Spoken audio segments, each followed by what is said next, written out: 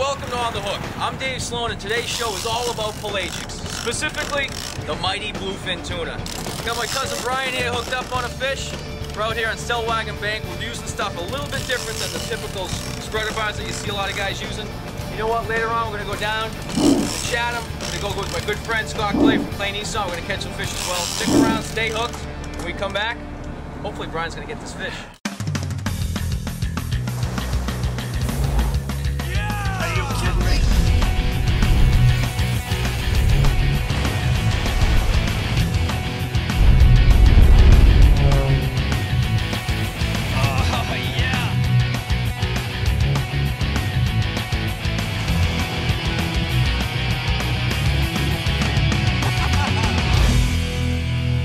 Things are good, stay hooked, we're coming right back.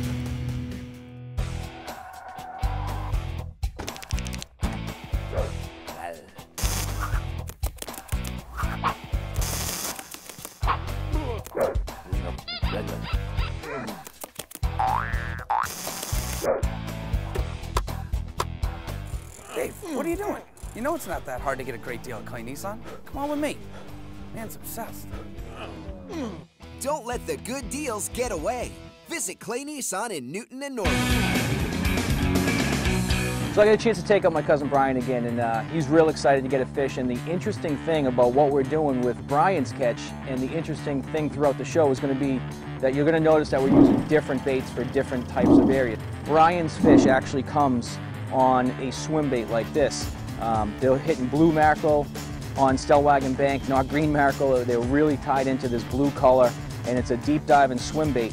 And this is really what they've been hitting on all season long, but it's blue mackerel.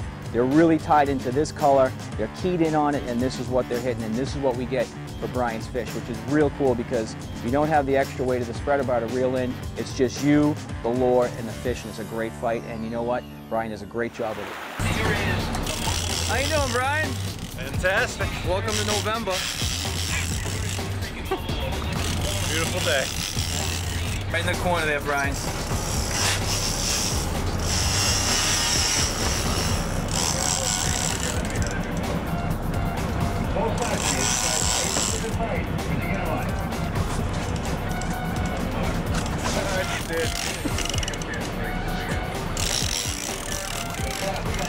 I don't know if my drag should be tightened up a little bit.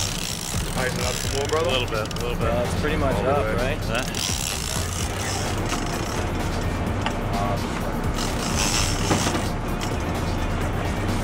That's a good fight right there. Well, as you can see, we're still on this fish, and we're all bundled up. You know what that means? It means it's cold, and you know what it also means? It means it's November. These fish are heading south. They're on their southward migration. They're really feeding up hard. We haven't put out one spreader bar, which is a typical thing a lot of people troll for, or troll with out here at Celeb Bank. We're actually using a lot of plugs, and it's our second hit. First fish really that's been hooked up real good, and Brian is getting some line back, so we'll keep plugging away. Oh, you got it caught! There's no way. No. Really?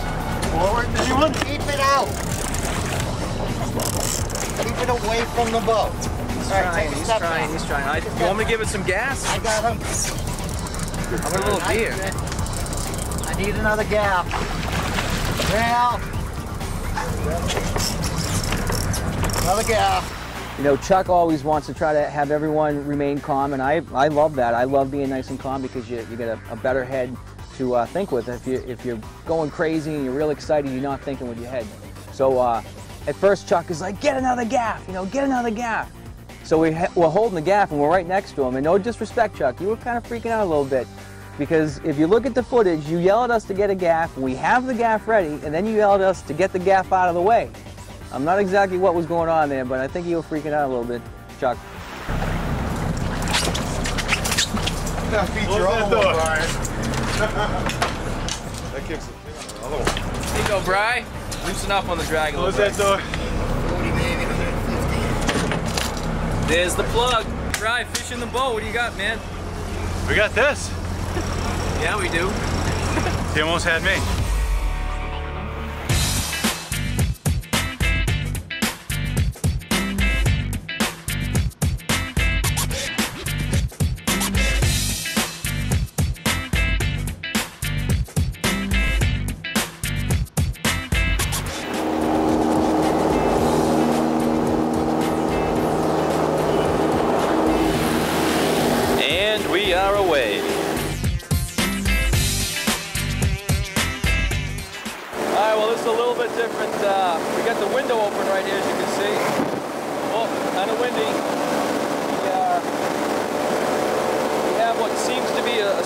lot of fish we're going to take a look at, but pretty cool. Ralph whips open the windows and it's tuna spotting time, so here we go.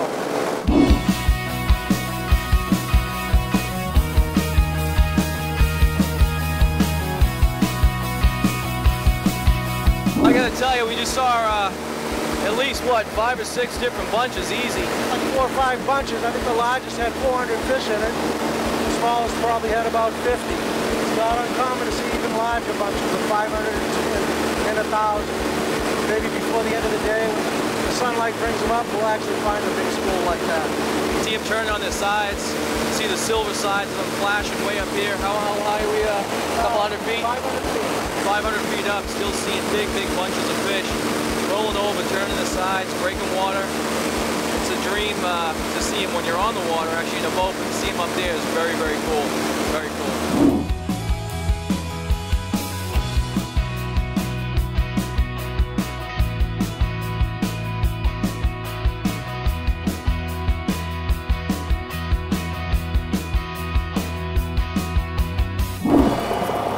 That was absolutely incredible. It was great. Great to see all those schools of tuna. And frustrating at the same time. That was awesome. Unbelievable. Ralph, thank you so much, man. That was awesome. Great. I can't believe. Nice to have you. I can't believe the amount of tuna we just saw. That was great. Oh, we saw quite a bit. At least 3 or 4 schools with 300 or 400 fish in them. Nice like I've been saying all day, awesome to see, but very frustrating. Yeah, well, they're easy to find and easier to catch. Hey, stick an anchor in your pants, because when we come back, I'm going down to Chatham. I'm going to go fish with the guys aboard Rip Dog, my good friend Scott Clay. We're going to go get some tuna down in Chatham.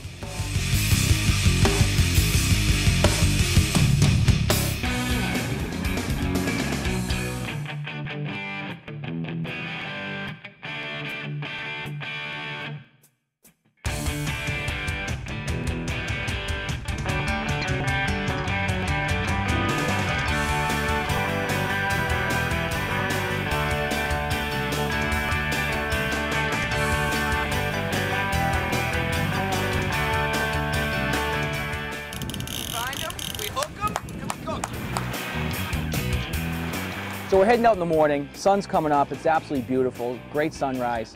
But even better than the sunrise, we got birds, we've got bait, and we've got whales. And those are very significant when you're trying to search out and find the tuna. The whales will push up the bait from below.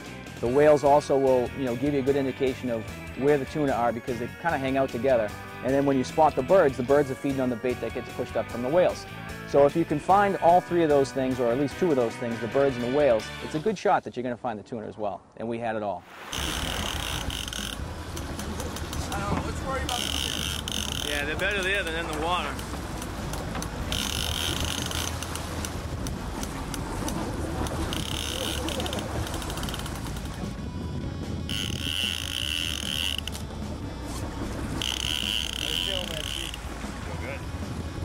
Hooper drives the boat, Chief.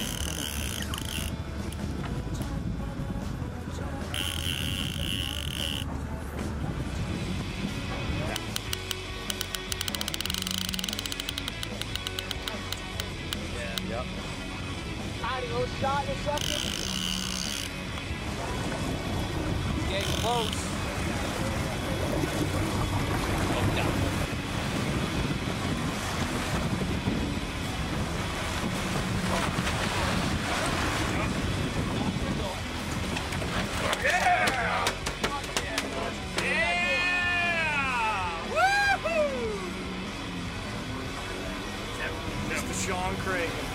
And that's how we do it. Rip Dog putting them on the hook. Rip Dog style, baby. Nice job, guys. Good job. All right, let's talk a little bit about the baits that we're using today. They're really not baits, it's more of a lure, and it's obviously a big lure. This is a spreader bar. If you're just getting into tuna fishing, or if you've been into tuna fishing, you know what I'm talking about. A spreader bar is basically a lure to simulate a school of squid going through the water. Some have birds on them in the front, and these birds will splash through the water and cause a lot of commotion. For a tuna below, looking at that commotion, it looks like other fish are coming in and hitting bait fish which are splashing up. So this is going to cause a lot of splash. This basically is called a splash spreader bar or splash bar. Let's talk a little bit about how you're going to hook them, because as hopefully you know now, each one of these is really just a teaser. It's just to entice the tuna to come in and investigate. Now, put that aside. Off the center line on your spreader bar, you're going to have a swivel. Okay, that swivel is where you're going to attach your different stinger baits. You want your stinger bait to be hanging behind your spreader bar, and you want it to be different than all the squids on the spreader bar. Reason being is we want this bait here, which is our stinger hook, we want that bait to stand out from the rest of the pack and be slower. We want this stinger hook or the stinger bait to be anywhere from 4 to 10 feet. Some guys will use real long leaders and really hang that stinger hook way behind the center line on your spreader bar. I tend to like them a little bit tighter, 6 to 8 feet. I also like to put a weight in the spreader bar, which is going to push that stinger hook down below the surface of the water. It's also going to make that a little bit easier for the tuna to come in and see, and it's going to make it a lot easier to get hooked up. Fish number 2. I gotta fight this! I gotta fight this! Hey yo, hey yo!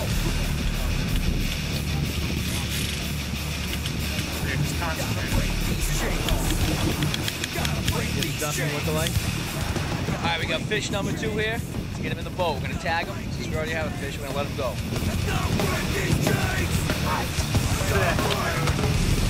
Sit. All right, tag him. Nice, gentlemen. That's right.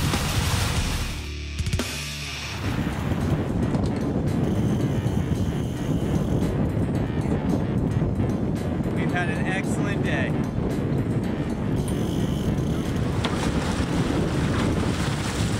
Nice. That makes 3 on the rip dog. Hold on, not 2, 3. That's how we do it on the rip dog, baby. Scotty's a lot like me. He likes to see guys catch their first tuna on board. And you know, while I like seeing those guys catch fish, I like to catch them too. I see these guys having a good time. And once we got them their fish, I knew it was time for maybe me to catch a fish, because I like to reel them in too. So Scotty says, yeah, Dave, you're on it. Boom. Rod goes off. Yeah, we got that fish in the boat. We ended up putting another great tag in it, took a couple quick pictures, got him back in the water, and off he went. So that's 1 fish that we kept, 2 in the boat with a tag in him, back in the water. All in all, it's a good day in the Rip Dog.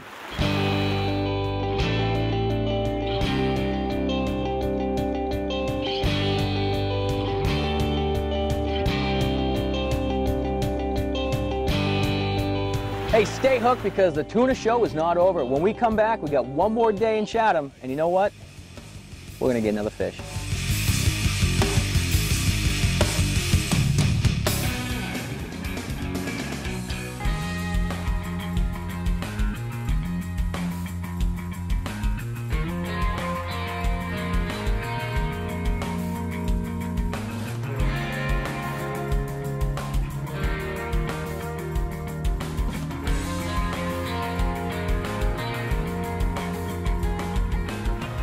Day number 2 on the Rip Dog with On the Hook.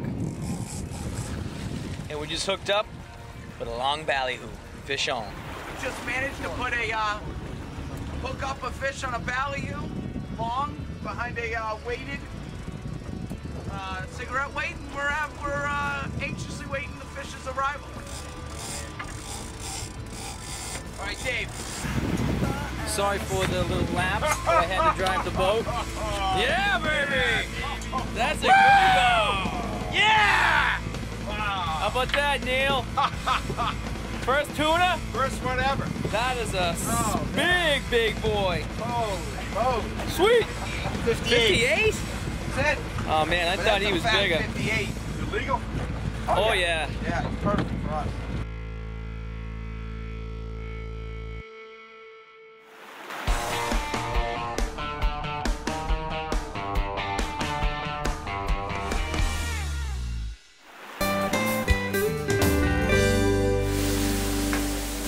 Okay, well, I'm here at the restaurant Blue Ginger. I'm here with a man who really needs not a lot of introduction.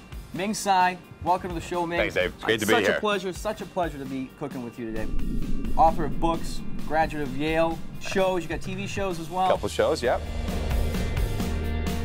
Very thank you. accomplished, very accomplished. Again, I've seen your shows. It's such a pleasure to be cooking here with you today. Thank you. What are we going to do? You get tuna. I love cooking with tuna. We're actually, well, sort of going to cook. We're going to do a tuna poke.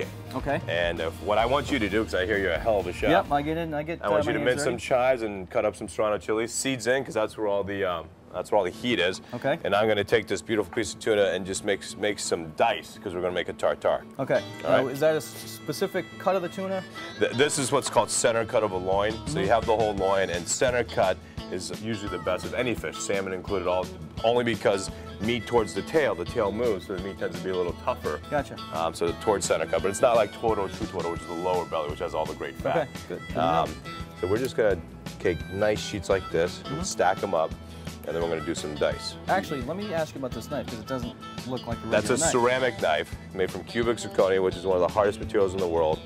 And because it's so hard, it keeps its edge incredibly sharp. And this is actually our sashimi knife, which is just on one side is home. Oh, wow, look at that. And it's the most beautiful knife, and just so incredibly sharp. And you see how it just goes right through this tuna. And you said these should be fine? Super fine. Super fine. And let me tell you about this. This is a sushi rice cake. It's a traditional sushi rice, which is made with su, which is vinegar and mirin and a little sugar. We then make this cake. We add in some nori and some togarashi, which is a Japanese spice. Okay. And this we're just going to deep fry. Takes about 3 minutes. So that's the only real cooking. Because the tuna we're going to do raw, which is just delicious. Which is the best well, way to eat it's I like really it seared, is. but I like it seared, but you know what? When you have such pristine tuna like this piece right here, why ruin it by cooking it, you know? The only thing you could do is overcook. So we're going to take this. look at that. That's not bad. That's not bad. That's not too bad. All right, give me some it's not chilies. as fine as you'd want. So these go in there too? Yep. All right, some chilies. Some serrano chilies. Well, same thing. Just one. Both of them, just right? do one. Yep. Fine again? Yep. Really fine. Super fine. This knife is very cool, actually. It's a sharp knife, huh? Yeah, absolutely. So I'm going to add to this a little bit of passion fruit vinaigrette. All right. Okay. So passion fruit, have you ever had? It's also called lilikoi in Hawaii. Poke, by the way, is a traditional Hawaiian preparation that literally means cubed fish salted. That's all it means. So a little sea salt from Mauritius, a little pepper. Okay. All right, we're gonna add, give me like 7 of those slices. We don't want to kill ourselves. Yeah, that's plenty. We're gonna take this is watercress, or peppercress. Tosaka, which is a Japanese seaweed. Add a little bit of yuzu. It's a citrus juice from Japan. Just yuzu, love it. Just a touch of canola oil. All right, so that once you take this for it, mix that up a little bit. A little salt and pepper. And this is something you will actually serve in the restaurant here, right? Exactly. Tell me a little bit about the style of cooking here, obviously, that you do at Blue Ginger. Look at this. Look how nice that looks, huh? It's GB indeed. Ooh, it looks really good. Golden brown, delicious. This is, at Blue Ginger, we do what's called East-West cuisine. And it's the combination of Eastern and Western techniques and ingredients that most importantly first makes a food that's bold in flavor. If we're gonna say spicy or we're gonna say yuzu, I wanna taste it. Sure. It's, I love contrasting textures and temperatures. And most importantly, at the end of the day, a lot of it ends up inherently healthy.